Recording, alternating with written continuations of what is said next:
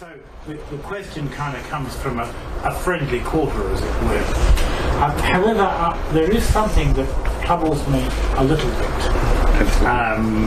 Getting less and less friendly as we go along. Sorry, just joking. About posthumous work.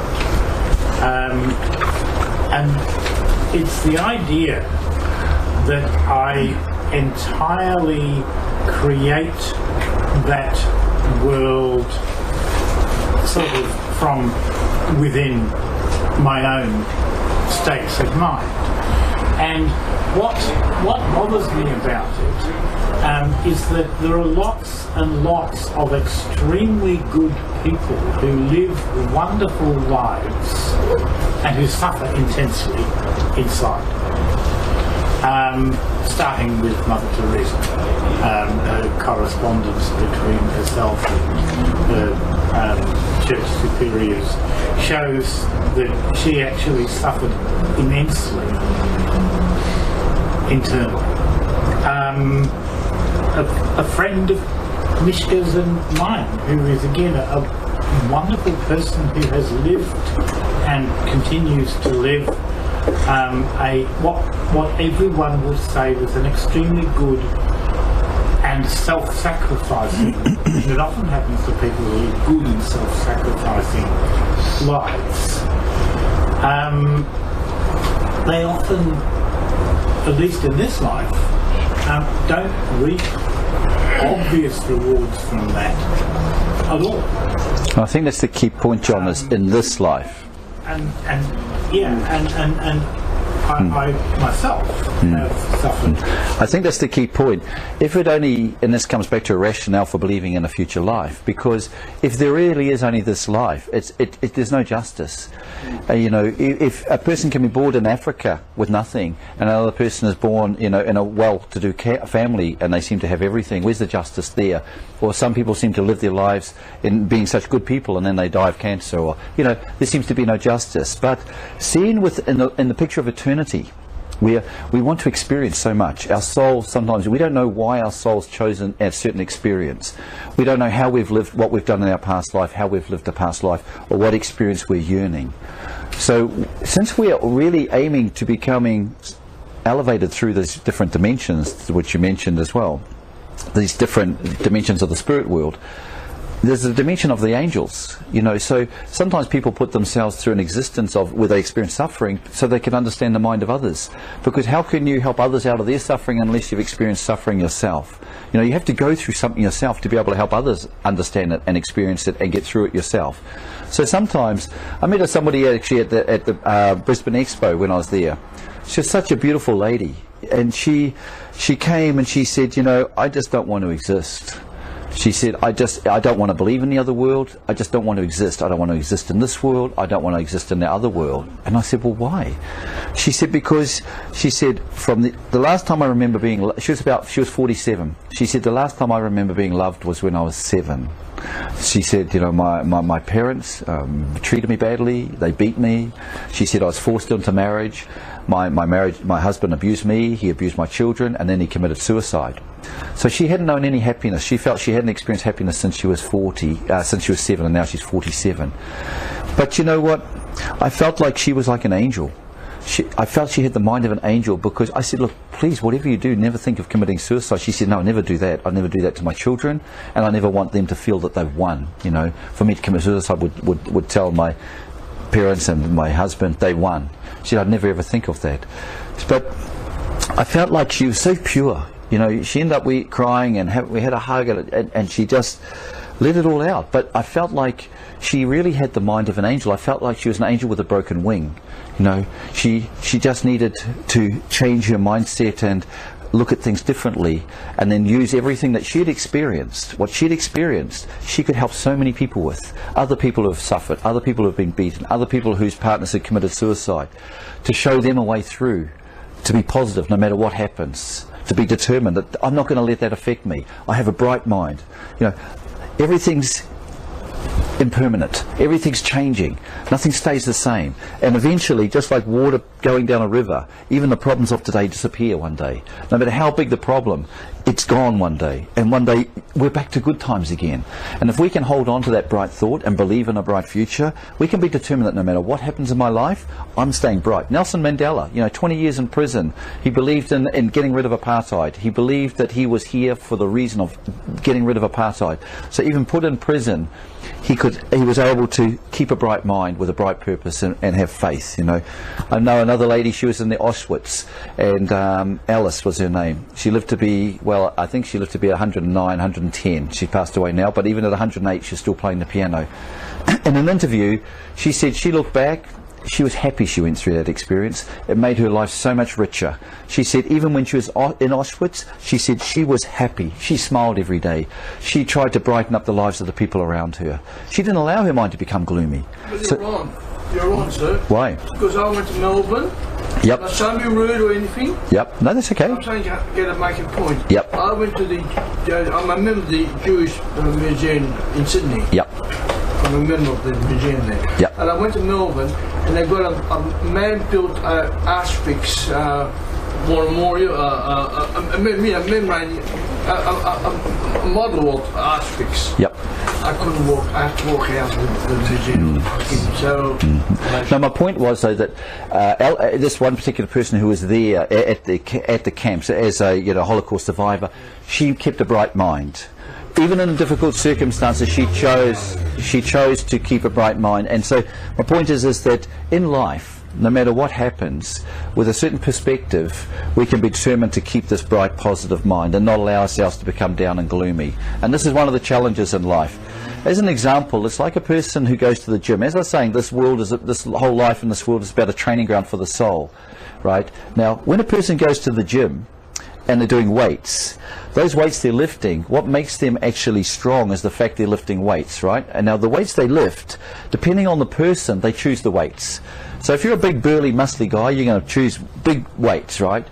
And if you're a big, burly, muscly guy and you put these little weights on the end and you're doing this like this, it'll look ridiculous, right? It'd be senseless. But if you're a little wee scrawny person, you're not going to put these huge weights on that you can't even lift off the ground. So each person in the gym lifts the weights that's relevant and relative to them. Same in our life. We plan a life and we choose a life before we're born here that's very relative to what our soul can handle and what we need to go through. So no matter how bad things get, if you can have this faith, you'll know I'll never be given more than I can handle. Sometimes it can seem really heavy, as it is with the guy that's lifting the heavy weights, but he can do it. Nobody ever faces more than they can actually handle. Sorry, John, so that's... You've given exactly the response I needed. Thank you very much. No worries. We'll talk to you more after. Yep. Okay, thank you. Okay, now let's have the next question. I think that's from you, Ian. Yeah. Okay, let's look at the record of some other gurus who invented various cults around the world. We have Reverend Moon of the Orange People, who abused many children and girls. We have the Om Shinriko sect in Japan, who poisoned people on the subway with sarin. We have one in Melbourne, I forget the name of it, whose leader was charged with child abuse and then committed suicide. Scientology? No, it wasn't. Another one. And Jim Jones in South America, who mass murdered even his own followers. Are you a little worried about Mr. Okawa, Master Okawa? I mean, that's like saying because there's one businessman who ripped off, his company, that all businessmen are bad, or one dentist who was... more bad than good when it comes to gurus. Now, I don't know. I'd like to dispute that because, there's, like in Japan alone, there's over 19,000 religions. So I don't think that there's so many bad ones. We hear about the bad ones. It's always in life. You hear about the bad ones. They make the news. The news loves to talk about the bad ones. But you don't hear about the good ones. And so, to my belief is that there's far more good than there are bad. We need to be able to use our logical mind. We need to trust in our mind. We need to be able to look at the teaching and say, is this a teaching of love, or is this a teaching of fear? And is this a teaching of truth, or is this a teaching of falsehood? But they all believed it was love they were being taught. Well, they may have believed what test that. Can you provide that yours is any better than the others? Well, the only test I can provide is my own experience. And for me, before I found Happy Science, or this teaching from Yuho Okawa, I was in a situation where I'd just split up from a lady who I'd known her for a long time, and she had said, "I'm going to marry you one day, Steve." And I thought, "Oh, that's for the first time in my life, I was 31 years old or 30 years old, and I thought, maybe I could settle down with her." But we ended up splitting about 4 months later, and I was suffering like I'd never suffered before. And then I found this teaching from Yu Hokkaido and the Laws of the Sun that said, the essence of love is giving, and if you're suffering at love, it means you're taking love. And I thought, I'm not taking love. I love Linda. She's got 2 kids. I want to help bring up her kids. I want to create a wonderful family. I want to give her everything. So it seemed to me like the last thing I was doing was taking love. But actually, after a lot of meditation and self-reflection, I realised actually this thought, I want us to be together, was my attachment. And I had an experience one day after 2 weeks of meditation and thinking about this deeply, where I had this moment where I thought, that's it, I don't care anymore. I don't care what Linda thinks. I'm just going to love her anyway. And I had this moment where this weight lifted off my shoulders, and I felt this feeling in my heart, and I felt genuine love. And I sat there in ecstasy, feeling love for her, and realising I didn't need anything from her, and that there was a power. You feel this is some sort of valid evidence? For me it was. For me it took away, how can it not be evidence, because it was my own experience. See, evidence should be from your own experience. How could you tell it from make-believe? Well, you know, everything in life, I guess you could say the same thing. So I can't prove anything to you. All I can say from my experience, when I read this teaching and I applied it to my life, and I realised that I could actually love someone without needing anything back. And one of the big teachings that Yu Hokkaido was trying to teach us is to practice giving love and not needing anything back. You'll feel a wonderful sense of joy in your heart. All I can say is my experience, that I experienced that. And for me, that is the teaching of a guru who's trying to teach people about the most valuable things in life. Now, as opposed to somebody like Shinrikyo, who is telling people that the world's going to end and sending them out in trucks, trying to pour gas into Tokyo so he could bring about the end of the world. To me, it's not hard to use my logical mind to see the difference between a true guru who's teaching me how to love without expecting anything back, and another guru who's teaching people to drive around Tokyo pouring gas out so they can end the world. I mean, we just have to trust our logical mind sometimes. The mind, you know, has even in the world of faith, where we decide to put our faith, we can use our logical mind to decide where to put our faith. Okay, let's have another one. That's you, John. Thank you, Steve, for a very positive and functional notion of belief. And I mean, it's a very valuable realisation. However, I do believe that I exist with the principles, the 4 principles. Yep. My family, my grandchildren. Yep. There are a lot of bastards in the world. I want to prepare them for bastardry. So, but one thing that struck me was that because I try and learn to be wise, and I test my knowledge and understanding and my skills and my discipline with philosophical reasoning and the sciences, which I don't let them dictate to me. I am aware that there is a bit of sophistry that appears to exist in the way that you present your positive message. Sorry, what was the word? Sophistry? Sophistry? What's that? Well, there's an area of philosophy where you speak of sophistry as more an argument using the power of literature rather than other forms of evidence, like scientific evidence would be one, or common sense, or, you know, there's quite an array of resources that you can.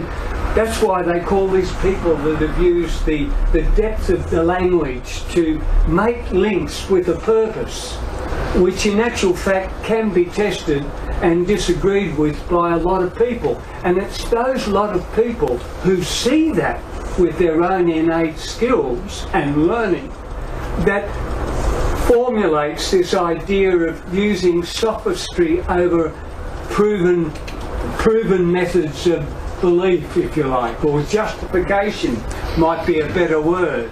Well, I think Karl Popper's. I think there's a lot of common sense in my idea about the rationale for believing in the spirit world. The common sense that was associated with it was either a absolute win or a no-win, because, as I said, you know, as you may recall, the idea that when I wake up dead, if there really is another world, then I'm going to know I was right. And if there isn't, I'm not going to know. So I might as well live a life positively believing it, right? There was a lot of common sense in that argument, I believe. Well, let me go a little bit further. When I make these comparisons between all those resources that I try and make myself familiar with, they become standards of reasoning and experience using my senses. I just believe that when you make the connections that you have with the 9 levels of realisation, if you like. Yep, 9 dimensions. Yep. That I can't feel that. I feel that you've said too much for the world that I have to survive in. And everyone's different, and I dare say there would be a lot of people that would be slightly critical of you making the connections as I am, of postulating the 9 levels without having made satisfactory reason and development through human awareness. I'm not just relying on science, right? It's not just reason. I guess in a longer talk we could talk more about it, but my talk tonight was more about the rationale. I'll probably talk as long as you would. So that explanation about the dimensional structure of the world could probably be a 2-hour talk in itself, because that's about developmental stages of love. So then it would get more scientific, talking about how we can stages of love and how different stages of love operate. And so that side of it was just to put forward an idea to give a rationale about based on what the other world would be like, but that we're incarnating between, and why it's the whole purpose of having a life incarnating between the other world and this world. It was all about a rationale, trying to build a rationale for why we should believe, so you can live a positive life, and a rationale is why this system of reincarnation between a spirit world and this world exists. And if there wasn't any stages of development, there'd be also no point. If you couldn't actually develop in some way through stages of love, there'd be also no point, because it's through these stages of development that you feel happy as you feel yourself developing. So that was, I think that's actually not so much whether the word was softly. I think that's much more common sense, trying to have a common sense approach to say, oh, we do develop. Yes, there is a stages of this other world that we can develop through, and the process we do it is by coming to this world, living certain lives, and trying to continue our progress. So I think that was a common sense approach rather than a softly approach. Well, common sense, might be dictated to by the individual, and of course everyone's different levels of learning, some a lot more than others, and that's where I still feel this impedance by you making links in 1 hour with those 9 levels of superlative development. Okay, no worries. By the way, Steve, the Oxford Dictionary definition of the word sophistry is a false argument intended to deceive by a process of quibbling. It has been pointed out now wait a minute. by a number of classical scholars that the sophists got a very bad press. Oh, I'm sure they do. And that this is only a few liner. The accepted definition of sophistry probably has nothing whatsoever to do with what the sophists actually said and did. Well, I'm talking about the dictionary definition. The dictionary definition, People wanted to know. Thanks for looking it up. Yes, Fred. Yes. The scientific approach has come up with evolution. Now, humans, from the scientific outlook, humans have been around for a few million years, compared to life has been around for about 3 or 3.5 billion years. So we've been around for a relatively small time compared to all life and compared to how long the universe has been around. So where on that spectrum of evolution, from a simple organism, so single cell bacteria, up to a human, where did this spirit world start from? Was it before humans? Like did a dog also go to this higher level? Right. Or is it only humans? Sure. Okay, wonderful. Thanks. The teaching, once again, I'll come back to teaching from Yu Hokawa, because I can't say from my own self. So I believe in someone who is teaching what I believe he knows. So, as I said, like someone going around the world and saying, I've sailed around the world, I know the world's round from my own experience. So and then you'd have faith, and then the world would become round. So I'm bring back some evidence. Well, he didn't. What evidence could you bring back? I mean, the evidence, for instance, the person I'm talking about, he's written like 300 spiritual messages from people who have passed away, so that would be his evidence. Maybe he made them up. Well, same. Anyway, we could come back to the same argument about the person bringing something back from around the world, you know. So I'm very interested in Fred's question. Yeah, so that's a good question. So the answer, what my Master Yuhokawa says about that is that actually the humans have been around a lot longer than what scientists would have us suggest. He suggests that human souls have been on this earth for about 300 million years. So that in actual fact, this earth itself has had the bacteria and everything developed over a long period of time through the earth consciousness creating a realm that was ideal on this earth. And then there's specific consciousness, which we call God or Buddha or Allah, whatever you want to call it, created a spiritual realm around the world when the world reached a point. Everything goes through a stage of birth, its height, and then decline, right, and death. So the earth once was molten, it cooled down, it reached a point where life was flourishing, the trees, and after the bacteria, it started with, and he did explain there's the two sides with the, like the fungi and things on one side, and bacteria on the other. And so they did evolve, but this evolved through thought. See, it starts with a spiritual body that manifests as a physical body, and over time, thought is it's both creation and evolution coming together. The thought starts, and then the evolution is the materialization of that thought into something physical. Eventually, the earth reached a place where it had trees and grass and everything. At this stage, this consciousness deliberately manifested on earth human souls.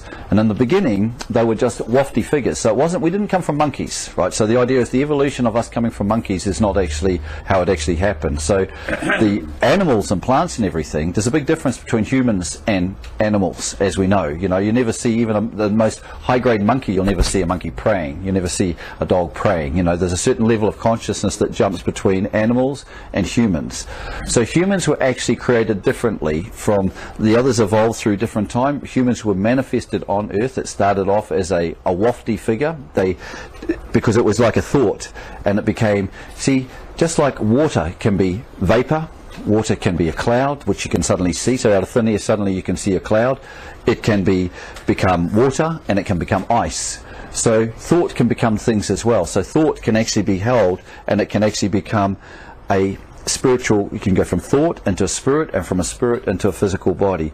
So like 300 million years or so, when humans were first manifested on the earth by this great consciousness, they started off as like a misty figures, and over a period of time they manifested into solid matter. So the teaching, and I'm not expecting you to believe this, I'm just telling you what I believe as far as the creation. There's not a shred of evidence for that age for humans. No. Dinosaurs were even younger than 300. Yeah, that's right. There's no evidence that humans existed there's no 4 million years ago. No, there wouldn't be any, because of course evidence gets lost pretty quickly. Even faster than it's made up. Can I just comment on what I think you're saying? You're speaking about rebirth through multi-layered dimensions, which are subsequent to life as we know it. Yep. So we progress through multi-layered dimensions by a progression of refinement into various dimensions of excellence. But you're not necessarily talking about reincarnation as it's generally understood, which is the reversion of a human consciousness, person, soul, entity, into another body.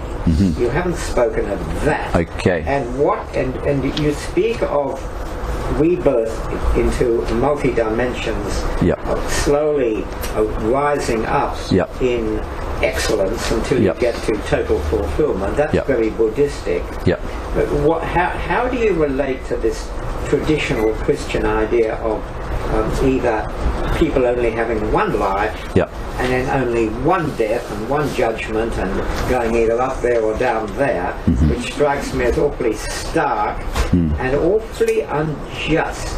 I find it but awfully unjust, because even reincarnation, see, a lot of lives, there is no equity between lives.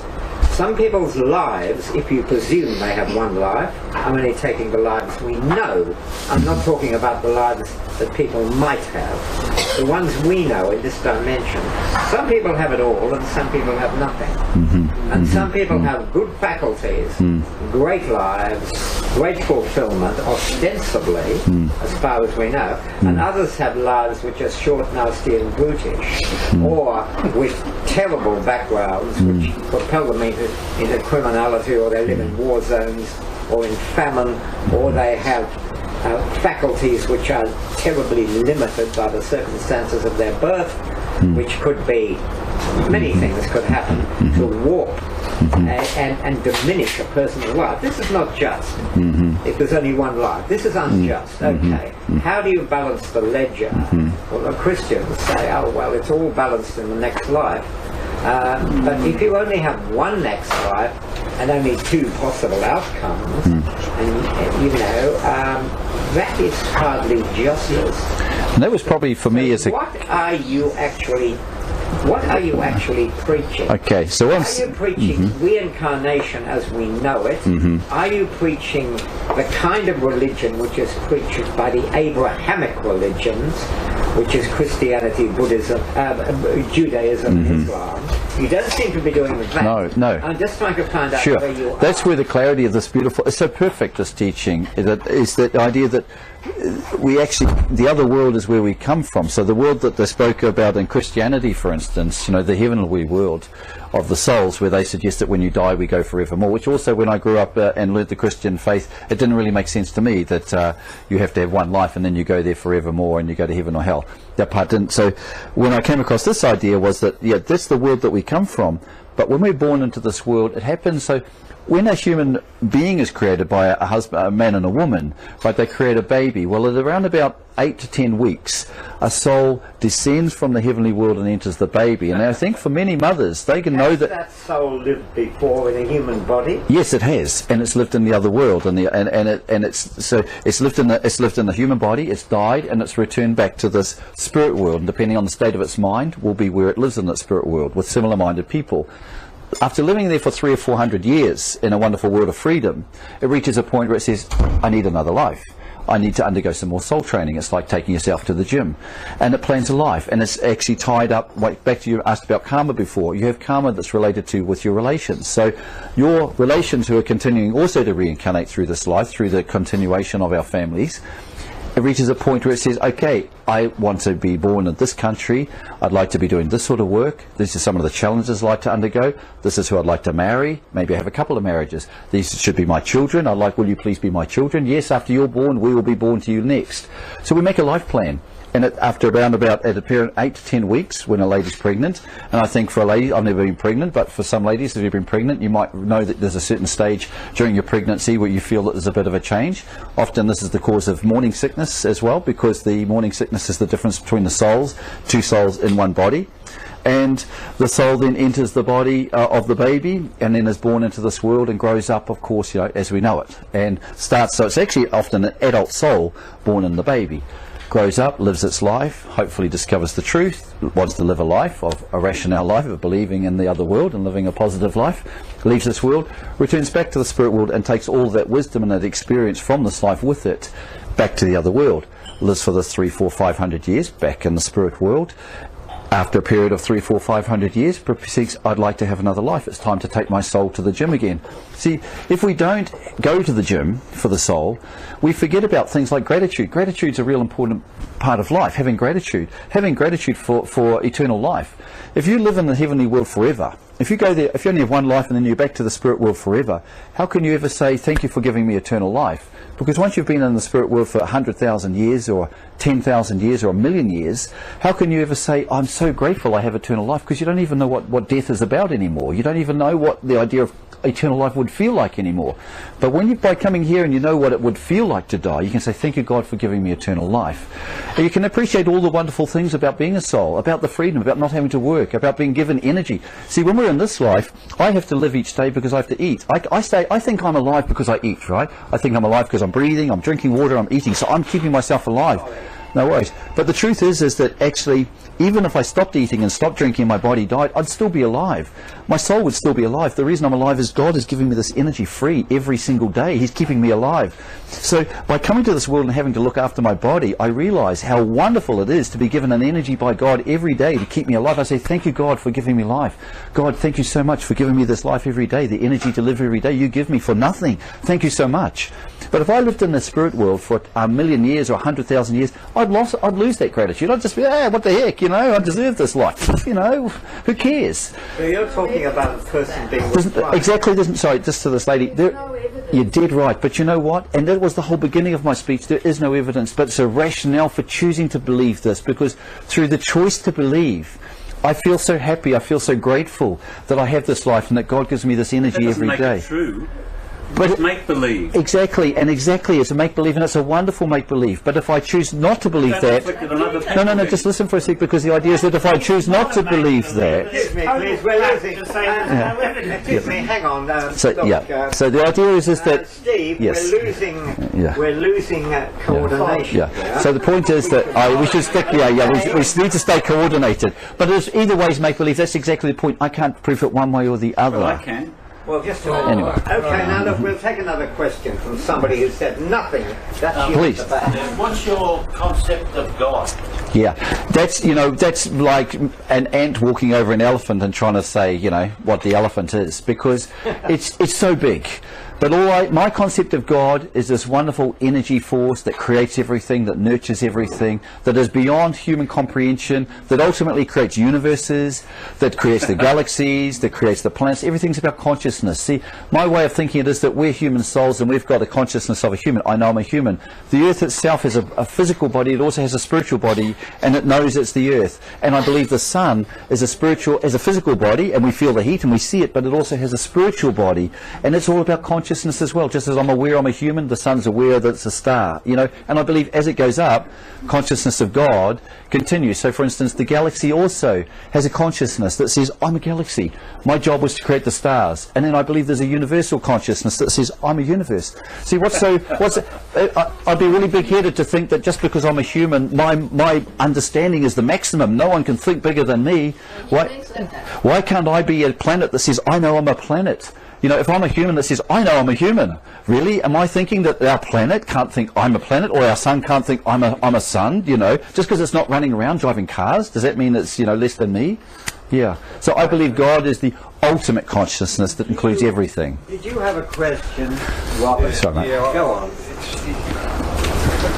It's not that complicated. All we have to do is live this life. My question is three parts, but maybe I'll cut it down. Yeah. You were talking about 19,000 different thoughts of mind in Japan. All the Christian religions, they all say they're the only ones that know the truth. But we're living on this planet now, and we can't even solve the problems because we're all arguing against ourselves. That's what we're doing. We don't get it. It's simple. So, do you agree that leaving that aside, our beliefs, and just getting on with the job would be the first step to go into a higher level? You I do.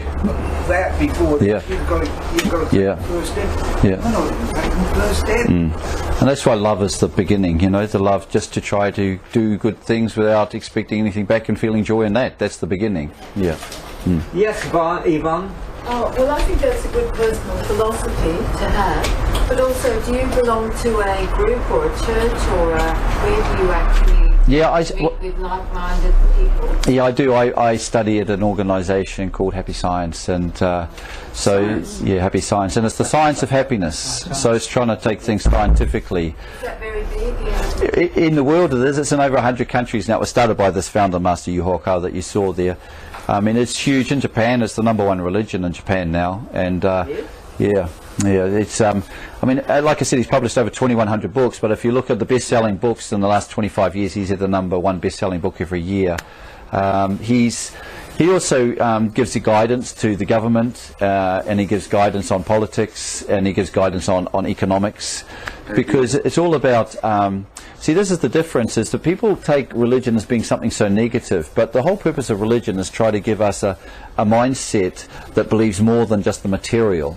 And if I, for instance, can believe that, for instance, if I've got a business, right, and if instead of thinking I want to make money, what if I think I want to make as many people happy as possible? Back to what you're saying a minute ago about love, right? This is the idea of I just want to benefit as many people as possible. Now, if I can think of a way to benefit as many people as possible, then I apply economic principles to that. I'm going to be able to become wealthy, and then I can use that wealth to benefit more people. This is the teaching in happy science, right? So then I feel happy doing what I'm doing. I can create wealth in my life because I'm benefiting people, and then I use that wealth to benefit more people. So it's about a mindset that's sort of a religion. That's because we believe in God. It's because as soon as you believe in God, you start to call it a religion. It's a can I now take John? Please, John. Yeah, I just want to ask you. Look, I went with my brother-in-law many years ago to a guru guy.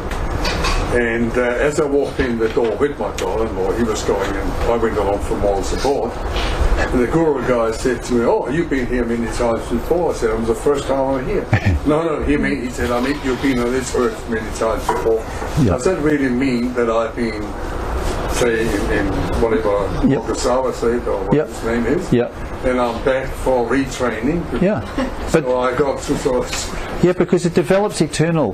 We never reach the end, right? But it's the path, it's the journey. This is one of the things. People think that once I get here I can be happy. Now, I'm from New Zealand, right? We've got lovely bushwalks. So it's similar to this idea, is that when I go on a bushwalk, I'm going from here, and at the top of the mountain there's a beautiful view looking out over the lake, and there's a wonderful area I can look at. And I take my lunchbox with me, and I've got my girlfriend with me. So the idea is that once I get there and I sit down, I can be happy. But once we enjoy the walk, you know, once we enjoy actually not just thinking once I get there I can be happy, I can enjoy the walk. When we have this perspective of life, that life is eternal, and the whole thing is about eternal progress, I'm improving myself, I'm becoming wise, I'm becoming a person who give love to more people, then we can actually just enjoy life every day and realise that there is no end. And yes, I will be back on this earth, and yes, I will return back home to the spirit world, my true home, and I will come back here eventually, right? If I can live like that, it's just a wonderful life, you know. It's for me, I feel personally. Steve, just regarding that, if we are all recycled souls that we go and come back and come back, why don't we have a continuous memory? Why can't we recall? Good question. Great question. So we want to know why we don't have a continuous memory. Why don't we remember like our past lives or my life back there? A lot of people do. Yeah, some people do. Some people do. But another point to that is, it's by being born and forgetting, we start from zero. What if in your last life you were Michelangelo, right, and you painted such amazing pictures? Now you're thinking, how am I going to beat that? Right? I'm going to have to do better than that this life. I can't do less than that, otherwise I haven't even done that. Well, what about in your last life if you went to war and you killed 10 people, and every day you're remembering these 10 people that you killed? Or you made a mistake in life, you had a car accident, you weren't watching and you ran somebody down, and you've got all the guilt in your heart from that time that you killed somebody accidentally. When we're born, we start from scratch. It's clean slate. A clean slate. Yeah. Clean slate. It's a wonderful gift to be given a clean slate. Start from scratch. And the other thing is, what would be our purpose when we reach that level, the highest level, and we stay forever? There is no highest level. Eternity. We're on a path for progress for eternity, and when we stop having the chance for progress, there's no more happiness, because happiness comes from progress. Yeah. Progress is what makes us happy. As we develop and improve, we can feel happiness. So it's never ending. It's never ending. It's never ending. Never ending.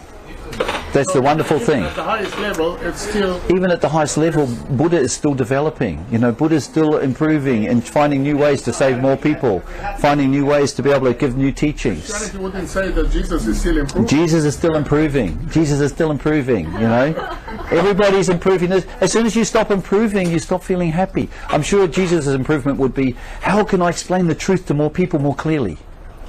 Surely there'd be a way to explain the truth to people more clearly, right? There's no limit to how clearly you can, because if Jesus had been able to explain the truth to more people more clearly, maybe they wouldn't have killed him, maybe he would have been able to live a life for longer and give more teachings. They say he died for our sins, or he died, but what if he didn't have to die? What if he could live a whole life and give more and more teaching? So the idea is that no matter who you are, you can always improve to be better. There's no limit. Now, who has said nothing who would like to? You, Brenda. You know how you were talking about that we've got this clean slate? Yeah. Yeah. But, I don't believe it's a funny point, because there's the karma, which she mentioned as well. Yeah, because Yep. you can be feeling things throughout your life that Yep. could be coming from something from Yeah, sorry. The clean slate was the idea that you're not remembering your past lives, so you haven't got things that you're remembering. You know, like if we've done things in our past and we keep remembering them, that actually is a bit of a pain in the heart, right? But so if in our past life we'd done some bad stuff, or even if we'd done some really great stuff, that could actually hold us back. So the clean slate means that we come in with a clean slate as far as our memories go. We do come to this life with karma. Depending on how we lived our life in our past, it's back to what David was saying before, is that there's... What's that clean slate if you're coming back with karma? Yeah, because, well, you created the karma, and this is back to justice. No, your baby doesn't create the karma. But you had your life before. So what if you lived as, say, a person that was a terrible person, maybe murdered some people, and you went to hell and you worked your way out of hell, and now you've been born again, compared to a person like Mother Teresa who lived a life as an angel? There's quite a big difference between how they lived their lives. So what they're going to experience in this life is also going to be different. Mother Teresa is probably going to find so many good things happen to me. Why do all these good things happen to me? The person who may have been a murderer in their past life think, why does this stuff happen to me? Why am I getting so much bad karma? Why are so many bad things happening to me? This is the justice. If we just live one life, there wouldn't seem to be justice. Why do so many good things happen to some people and so many bad things happen to other people? What's the justice in that? And this is the laws of nature. Which is karma. So there's the laws of nature. The real laws of nature. So the laws of nature sound like they actually aren't laws. They just sound random. I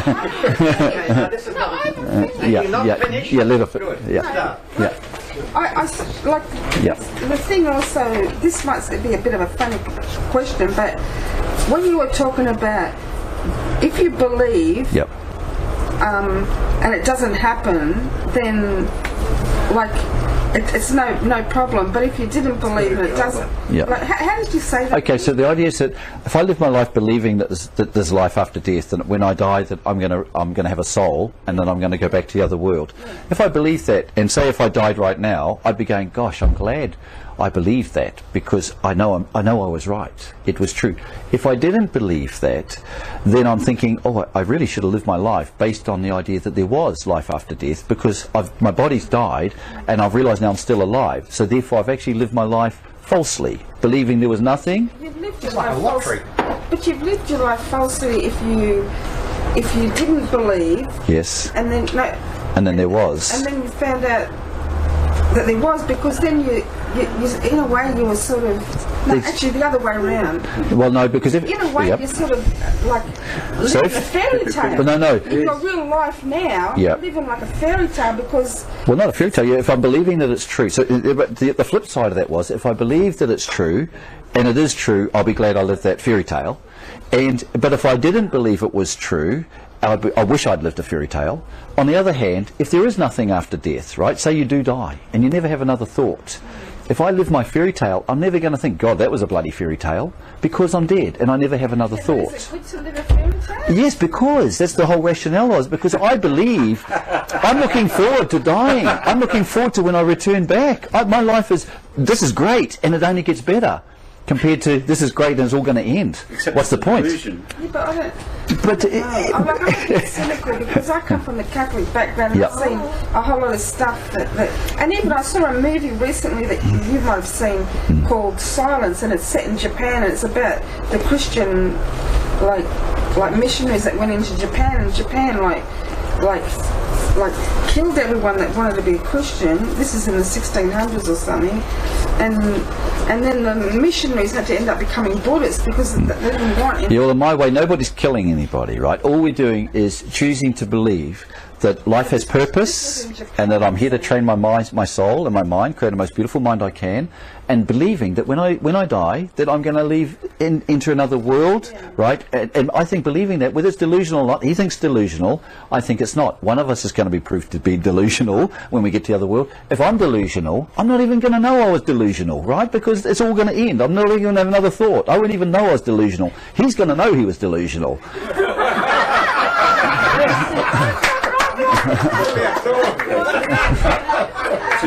That's the bottom line, you know. I'm not even going to know if I was delusional, but he certainly will. That's right. That's right. If there's nothing, it's not burying your head in the sand. It's living a positive life. Know it. Yeah. But, yes. but if you think there's nothing there and you find there is, you will know it. Yeah. So it's not burying your head in your sand, it's just living a positive life, because it's aiming to, it's believing there's a purpose in living a positive life. It's a reason, believing there's a purpose in it. Yeah. But there are more substantial reasons. Hang on, yeah. I'm sure there are, but it's certainly a good one. Real. No, I think you've had the baker's dozen. Is there anybody new on the block? Come on, in you go. Is Valhalla off the plate? I mean, can I roam around and hunt and go wherever you like and kill and no. As long as it's them. No, I'm just joking. But what serious question in cemeteries for eons is inscribed on tombstones, "Rest in peace." Yeah. And I've always taken something from that. Yep. As a sort of what it really means is there is rest in peace. Death is the final rest, and I take comfort from that. And for many worried souls or people who've had difficult lives, it means something. Well, because heavenly world's very peaceful. It's death. No, it means nothing. Oh, you mean nothing, but that's not peace. That's oblivion. Oblivion. Rest. Would I say rest in oblivion or rest in nothingness? But rest in peace. Peace means an experience. Yeah. Oh, there is nothing else you have to do in heaven. No. You just do whatever you want. But anyway, that's what I'm saying. You know, and that's we live and we believe whatever we want to believe. And my whole discussion tonight was really the rationale for why I enjoy believing this idea in a life beyond this world, and that's the main thing. Now, Steve, yes, I've derived a lot from listening to your. But I hope I still have my. Excuse me, please. Look, my hand up. Well, in that case, get in. Quick. All right, Mishka. last question. Let's go, Mishka. Go on. No, it's no, the last question. Let's do it. Well. Yes, I enjoy a lot of what you were saying. Just one small thing, and you probably will reply well to that. We traveled a lot in India, and we've noticed a lot of very devoted parents. So much satisfying any desire of the child, and so lovely parents. But the child was growing up to be a small tyrant, because anything, usually he, boy, child. So the parents didn't want anything in return for the love. But somehow, maybe wisdom was missing. You got your own answer, but so if you just have love that gives without the other things, it can exactly. quite wrong. Love and wisdom. That's why the second one was wisdom. Love, wisdom, self-reflection, and progress. And just love, maybe pouring out, can spoil a child. Some people think love, giving a child wants lollies. It's sweet. It's not what we think love isn't always love. So it requires wisdom. So part of it should lead to progress. And progress really is an expansion of love. So unless the child is somehow developing and progressing truly, then it's not really love. So just giving them what they want isn't love. So you answered your own question. You said it was missing wisdom. Only love needs wisdom. Development. Yeah. Wisdom needs development. And that's why the fourfold path of love, wisdom, self-reflection, and progress. Love is to give, wisdom is to know the truth, and what is the true beautiful mind, and self-reflection is, am I living a beautiful mind? Do I have a beautiful mind? And progress is to get closer and closer to that mind. So, it's all four of them, not just love, wisdom, self-reflection, and progress. Well, Steve, you've drawn a great deal out of our talented audience tonight, and I've enjoyed that. Thank you. Now, I've got a motto. Excuse me, can we shut the meeting down? People.